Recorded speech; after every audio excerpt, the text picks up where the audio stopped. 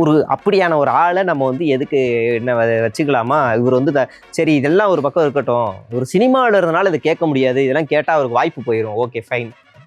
அதான் படம் முடிஞ்சிச்சே, எல்லாம் முடிஞ்சே. இப்போ சினிமா அரசியலுக்கு வந்துட்டீங்களே, இப்போ கேளுங்க. இப்போ வாயை திறந்து விஜயை சொல்லட்டும், சன் பிக்சர்ஸும் ரெட் ஜெயண்ட்டும் ஊழல் பண்ணுறாங்க அப்படின்னு விஜய் வாயால் சொல்லட்டும். எதுக்கு இந்த கிக்கி பிக்கி சிறுவண்டு சொல்லுது? விஜய் சொல்லட்டும், இந்த மாதிரி ரெட் ஜெயண்ட் வந்து ஒரு ஊழல் பண்ணுது, என்கிட்ட ஆதாரம் இருக்குது அப்படின்னு விஜய் சொல்லட்டும். சன் பிக்சர்ஸ் வந்து ஊழல் பண்ணுது, என்கிட்ட ஆதாரம் இருக்குது விஜய் சொல்லு. கிக்கி பிக்கி, நீ ஏன் கிக்கி பிக்கி கத்துற? அந்த பெரிய பெருவன்ட்ட சொல்லணும். அப்போ மாட்டிப்பாங்க, என்னடா இது அப்படின்னு. அந்த மாதிரி சில விஷயங்கள்லாம் விஜயை பற்றி நம்ம டீகோட் பண்ணி பேச வேண்டியிருக்கு. இது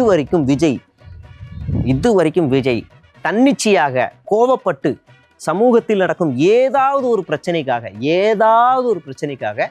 குரல் கொடுத்துருக்காரா அப்படின்னா ஒன்றும் கிடையாது. ஈழத்தமிழர்கள் பிரச்சனைக்கு எல்லா நடிகர்களையும் கூப்பிட்டாங்க, இவரும் ஒரு ஆளாக போனார். காவேரி இஷ்யூவா அதுக்கு எல்லா நடிகர்களும் கூப்பிட்டாங்க, இவரும் ஒரு ஆளாக போனார். அரசியலுக்கு வர்றதுக்கு துண்டு ரெடி ஆயிடுச்சு, நீங்கள் வாங்க, அம்மா இல்லை, இனிமேல் உங்கள் படத்தெல்லாம் யாரும் தடை பண்ண மாட்டாங்க, நம்பி வாங்க அப்படின்னு கிளியர் பண்ணதுலேருந்து ஒவ்வொன்றுத்துக்காக நேரில் போக ஆரம்பித்தார். இப்போ அந்த ரூட்டு மாறிடுச்சு. உன் வீட்டில் இளவா, வீட்டுக்கு வா. உன் வீட்டில் காது குத்தா, வீட்டுக்கு வா, நான் காது குத்தி விட்றேன். உன் வீட்டில் என்ன மஞ்சள் நீராட்டு விழாவா, நான் மஞ்சள் தண்ணி ஊற்றுறேன் வா. அப்படி வீட்டுக்கு கூப்பிட்டு ஒரு கல்ச்சரே மாற்றக்கூடிய ஒரு தற்கூரி தான், பேர் சொல்ல மாட்டேன், அப்படியான ஒரு ஆள். இந்த கிக்கி பிக்கியை வச்சுக்கிட்டு இவங்க எல்லாரும் அரசியல் பண்ணுறாங்க. இந்த கிக்கி பிக்கி பேசுகிறதெல்லாம் விஜய் பேசணும். கிக்கி பிக்கி பேசுகிற எல்லாத்தையும் விஜய் பேசணும்.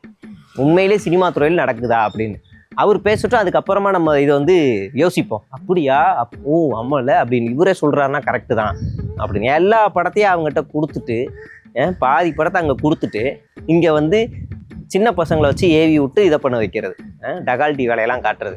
இந்த மாதிரி பல சுவாரஸ்யமான விஷயங்கள்லாம் இன்னும் நிறைய எடுத்து வச்சுருக்கிறேன். இன்னும் நிறைய பேசுவோம், தொடர்ந்து இன்னும் களத்தில் இயங்குவோம், அதில் எந்த மாற்று கருத்தும் இல்லை. கூடிய விரைவில் டீன் ரோல் மீடியாவில் டீமோட இணைஞ்ச ஒரு வீடியோ, மாஸ் வீடியோவாக ஃபஸ்ட்டு வீடியோவே இருக்கும், அதில் சந்தேகம் இல்லை. நிச்சயமாக சந்திக்கிறேன். தொடர்ந்து ஆதரவு கொடுங்க. நன்றி, வணக்கம்.